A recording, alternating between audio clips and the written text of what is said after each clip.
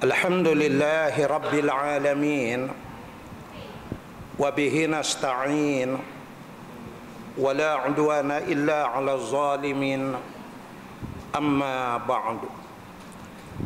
Faqad qala Allah Ta'ala fil kitabihil aziz ba'da a'udzu billahi minasy syaithanir rajim. Bismillahirrahmanirrahim. Al-yawma akmaltu lakum dinakum wa atmamtu alaikum ni'mati wa raditu lakumul Islam dina. Firman Allah Ta'ala yang bermaksud, dengan nama Allah yang Maha Pemurah lagi Maha Mengasihani. Pada hari ini telah aku sempurnakan akan din kamu, dan telah aku cukupkan ke atasmu akan nikmatku, dan telah aku redha Islam menjadi ad-din bagi kamu. Shadaqallahul azim. Maksud ayat 3 suratul Maidah.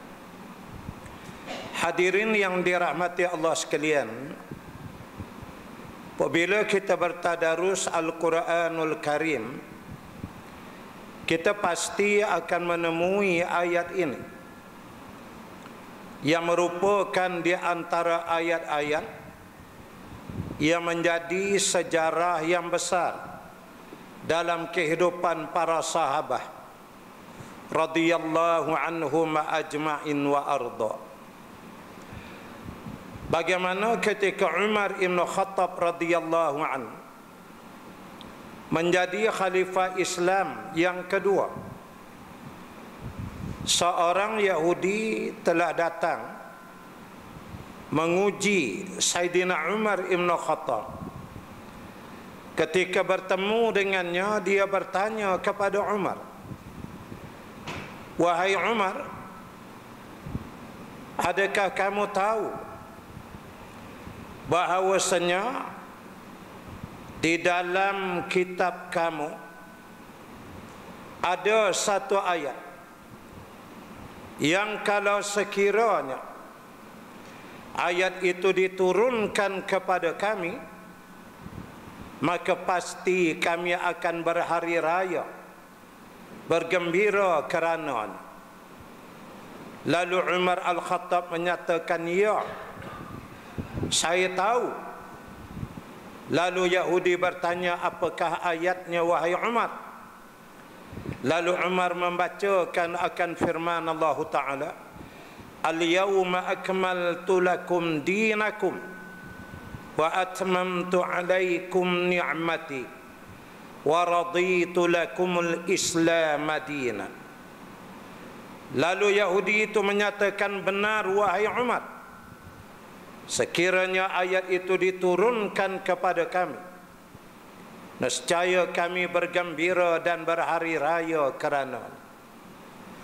Lalu ditanyakan, "Mengapa demikian?" Yahudi itu menyatakan, "Kerana Allah telah mengisytiharkan bahawa risalahnya, syariatnya, dinullah itu telah cukup dan sudah lengkap. Betapa tidak menjadi mulianya kami apabila ayat itu sekiranya diturunkan dan dibacakan ke atas kami." Demikian musuh kepada orang Islam ini, Yahudi dan Nasara itu, mengetahui akan kemuliaan kita sebagai umat Nabi Muhammad sallallahu alaihi wasallam, bahkan mengetahui rahsia haibah kita, kekuatan kita, kerana kita memiliki pegangan agama ad-dinullah yang sungguh lengkap, yang tidak ada cacat celanya, dan langsung tidak ada sebarang kekurangan ke atasnya, memungkinkan Allah Subhanahu wa taala tidak mewafatkan, mematikan Nabi sallallahu alaihi wasallam sebagai seorang syuhada di medan perang. Walaupun Nabi sallallahu alaihi wasallam 63 kali secara sejarah terlibat dalam medan-medan peperangan, tetapi Allah tidak jadikan Nabi sebagai seorang yang mati syahid. Kerana dua perkara, kata ulama. Yang pertama, makam syuhada itu, mati syahid itu mulia bagi kita orang awam ini, tapi tidak ada nilainya bagi Rasul sallallahu alaihi wasallam. Karena Rasulullah itu makam nubuwahnya sudah mengatasi seluruh makam-makam yang lain. Yang kedua, kata ulama, jika sekiranya Rasulullah sallallahu alaihi wasallam mati syahid di medan peperangan, maka musuh akan menggunakan peristiwa ini dengan menyatakan bahawasanya barangkali ada lagi ayat-ayat Al-Quran yang akan diturunkan oleh Allah. Tetapi justru kerana Rasulullah sallallahu alaihi wasallam telah pun wafat, yakni mati syahid di medan perang, maka ayat Quran yang nak turun tu terhenti terus. Maka ini menunjukkan bahawa risalah Islam ini tidak lengkap. Karena ayat tak habis turun, Nabi dia dah mati syahid dah. Mereka akan gunakan hujah ini bagi menikam Islam daripada belakang, dan ini akan menyusahkan kita. Makanya lah Allah Subhanahu wa taala tidak menjadikan Nabi mati syahid walaupun luka parah dalam peperangan Uhud, tapi tidak dimatikan sebagai syuhada. Balik lagi ke Madinah, berbalut segala wajah, segala muka, sihat berperang, berjuang, sehingga melakukan semua apa yang diperintahkan untuk ditegakkan, lalu dilengkapkan dengan kerja-kerja haji, sehingga berlakulah hajjatul wada'. Setelah Allah Subhanahu wa taala qadi Rabbul Jalil mengetahui bahawasanya Islam, yakni risalah dan syariat ini telah lengkap, maka Allah taala tahu tempoh masa di mana Nabi sallallahu alaihi wasallam akan diwafatkan. Kerana pada saat itu seluruh jazirah Arab telah tunduk rebah habis di bawah kekuatan Islam yang berpusat di Madinah. Ada yang ditewaskan kabilah-kabilah ini melalui peperangan-peperangan yang dilalui bersama Nabi sallallahu alaihi wasallam. Ada yang telah tewas dan tunduk melalui perjanjian-perjanjian damai yang dimetri bersama Rasulullah, dan Rasulullah sangat menepati janji. Rasulullah tidak pernah memungkiri janji. Maka saat ketika mana orang-orang kafir ini melanggar perjanjian, pada masa itu mereka dipukul ranap oleh tentera-tentera Islam. Maka seluruh jazirah Arab selesai, habis. Adapun Yahudi di Madinah, 3 kabilah yang besar, Bani Qainuqa, Bani Quraizah, Bani An-Nadir, semua ketiga-tiga kabilah ini sudah pun terhalau keluar daripada Madinah sebelum daripada tahun 7 Hijrah, di mana dalam tempoh lebih kurang 6 tahun, lebih sikit aja, Nabi naik menjadi penguasa di Madinah. Rasulullah dah buat clearance, Yahudi punggah keluar semua.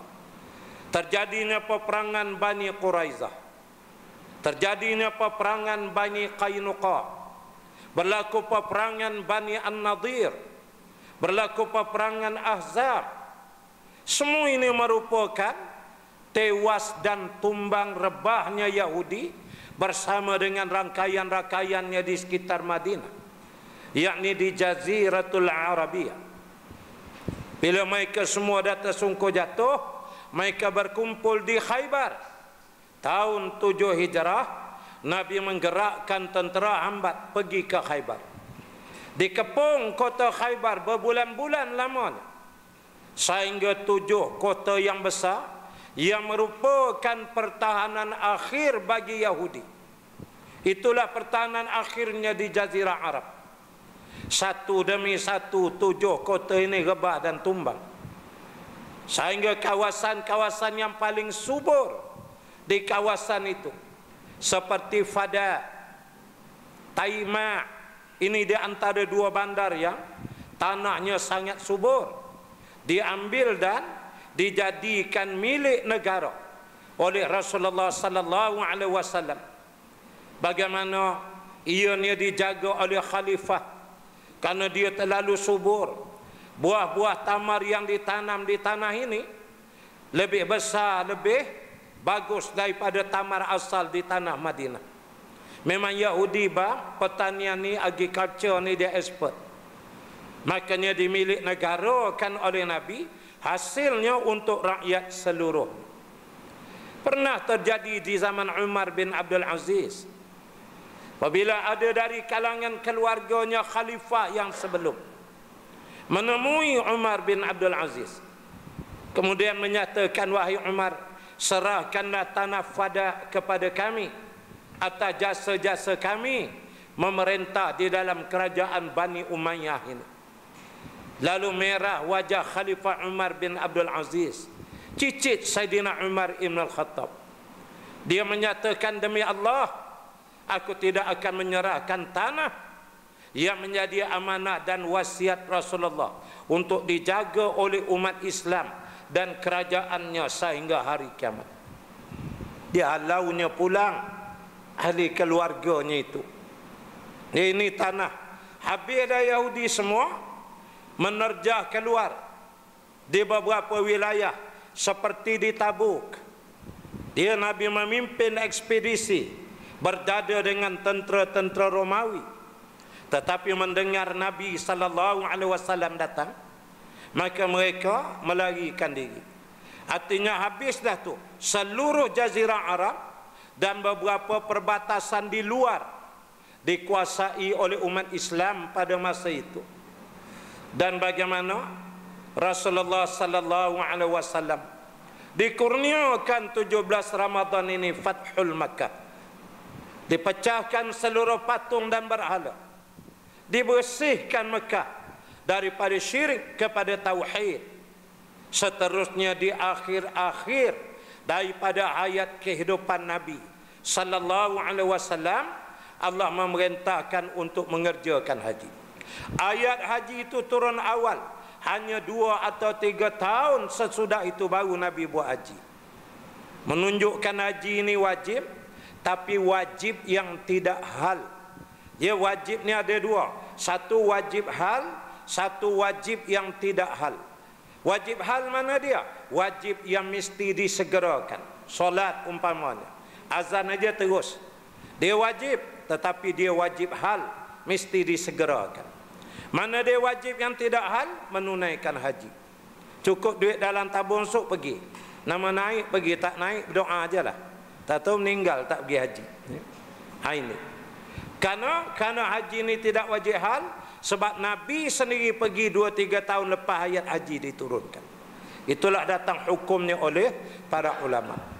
Ketika Nabi menunaikan haji itu, ketika 10.000 umat Islam berhimpun di bumi Arafah, ketika mereka dengan syahdunya bertalbiyah, labbaik Allahumma labbaik, labbaik la syarika laka labbaik, sehingga akhirnya tiba-tiba Allah menurunkan ayat ini, ayat 3 suratul Maidah, al-yawma akmaltu lakum dinakum wa atmamtu alaikum ni'mati wa raditu lakumul Islam madina.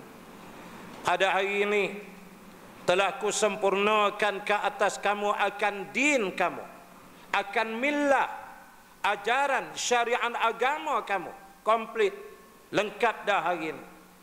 Dan telah aku cukupkan atas kamu akan nikmatku, yakni Islam itu. Dan aku hanya redha Islam menjadi ad-din, cara hidup kami. Bila turun ayat ini, sahabat-sahabat radhiyallahu anhum bergembira. Seronok kerana jihad 23 tahun sudah berbaloi, sudah mendapat balasan. Allah sudah membuat declaration di hari haji di Padang Arafah bahawa telah lengkap risalah kita, alhamdulillah. Suka para sahabat. Tiba-tiba di saat itu, menurut satu riwayat, Abu Bakrin As-Siddiq radhiyallahu anhu ternampak Al-Qaswa radhiyallahu anhu. Al-Qaswa, unta Nabi sallallahu alaihi wasallam, dalam keadaan duduk seperti tahiyat awal, memanjangkan lehernya dan letak bawah dagu dia di atas pasir. Abu Bakar tengok mata unta Al-Qaswa tu terkelip-kelip, berkelip-kelip, air mata meleleh-leleh turun. Sebanyak-banyaknya air mata tersentak Saidina Abu Bakar melihatkan Al-Qaswa menangis semau-mau. Lalu Allah membuka hijab, menangis pula Saidina Abu Bakar. Lalu Saidina Umar tanya, mengapa menangis wahai Abu Bakar? Abu Bakar memberi bahasa isyarat dengan menyatakan Allah menyebut bahawa risalah ini telah lengkap. Ketahuilah bahawa apabila ada satu yang telah lengkap, nescaya akan ada satu yang akan dikurangkan. Yakni bila risalah dah lengkap, maka Nabi sallallahu alaihi wasallam akan diwafatkan. Terbuka hijab, Abu Bakar menangis. Umar bila ditegur aja disebut menangis Umar. Ditanya oleh Osman, diceritakan menangis pula Osman. Sampai kepada Ali, akhirnya seluruh yang berada di bumi Arafah pada masa itu menitiskan air mata. Benarlah kata Imam Ibnu Katsir, ayat itu menandakan saat kewafatan Nabi telah hampir. Demikian Allah menjaga jiwa para sahabat orang mukmin. Allah tidak turunkan terus ayat esok lusa Nabi kamu wafat, tak. Begitu Allah beradab dengan hamba. Dibaginya bahasa secara kiasan begitu. Al-Qaswa menangis karena dia tahu itu adalah isyarat tidak lama lagi tidak ada lagi dah Rasul yang sangat mulia yang akan duduk dan menungganginya dalam sebarang musafir dan perjalanan. Menangis dia. Belum Rasulullah wafat, dia terasa dah kerinduan kepada Nabi sallallahu alaihi wasallam. Hadirin sekalian, demikian bila kita membaca Al-Quran. Sepanjang Ramadan kita bertadarus. Kalau boleh, ini atas masing-masing lah. Usahakanlah agar kita dapat memahami secara asas pun jadilah. Kenapa ayat ni turun? Bila turunnya? Apa peristiwa-peristiwa yang menjadi flashback ya, atau imbas kembali dengan sebab diturunkan ayat itu. Dengan demikian kita akan merasa haibah ketika membaca Al-Quran. Kalau ayat itu turun karena hal-hal yang baik yang menggembirakan sahabat, kita merasa gembira sama. Kalau ayat itu diturunkan karena ada ancaman atas hal-hal yang terjadi kepada sahabat, kita juga rasa terancam, ya Allah, janganlah aku macam tu pula. Kalau sahabat macam ni, betapalah dengan aku, ya Allah. Kita rasa cautious ya, kita akan berhati-hati. Nah, kalau ayat itu berhubung syurga dan penduduknya, dibacakan Nabi kerana bagian-bagian peristiwa, kita pun rasa, ya Allah, tidakkah aku ni masuk sebagai calon ahli syurgamu? Maka benda-benda begini dia panggil zuk. Ya, dia datang some sort of feeling ya, dia nak cakap tu payah. Siapa yang alami, yang melalui, dia akan tahu. Dia menyentak datang tu memang terasa. Itulah baru kita rasa nikmat dia membaca Al-Quran. Kau tidak hanyut aja. Ya, baca ujung Fatihah dengan menguap sekali. Waladhdallin sekali masuk dengan menguap. Macam mana lah kita nak nikmat ini lah. Makanya lah bila kita berpuasa, bersahur, bersedekah, berterawih, solat isyak apa semua nanti, berzakat, itu membersihkan kembali fitrah kita. Semoga Allah Qadir Rabbul Jalil tetap memberi kebaikan ke atas kita semua. Dan ingat pesanan Nabi yang diungkap selalu oleh para ulama, tidaklah ada manusia yang paling celaka melainkan mereka yang melalui Ramadan tiba-tiba tidak mengambil keberkatan dan kebaikan daripadanya. Jauhkanlah sikap yang seperti ini. InsyaAllah saya juga sering mendoakan ibu-ibu, ayah-ayah, abang-abang, kakak-kakak di sini supaya Allah Ta'ala tetap memberikan rahmat kebaikan kepada kita semua dan memberikan akan takwa atas perjanjiannya Allah kepada kita para hamba dan makhluknya. Kita tangguh dengan tasbih kifarah suratul Asr dan kita tutup dengan bacaan doa. Subhanakallahumma wa bihamdik nashhadu an la ilaha illa anta nastaghfiruka wa natubu ilaik. Bismillahirrahmanirrahim. Wal 'asri innal insana lafi khusr illa alladhina amanu wa 'amilus shalihat wa tawasaw bil haqq wa tawasaw bis sabr. A'udzu billahi minasy syaithanir rajim. Bismillahirrahmanirrahim. Alhamdulillahi rabbil alamin. Wassalatu wassalamu ala asyrafil anbiya wal mursalin Sayyidina Muhammad wa ala alihi wa sahbihi ajma'in.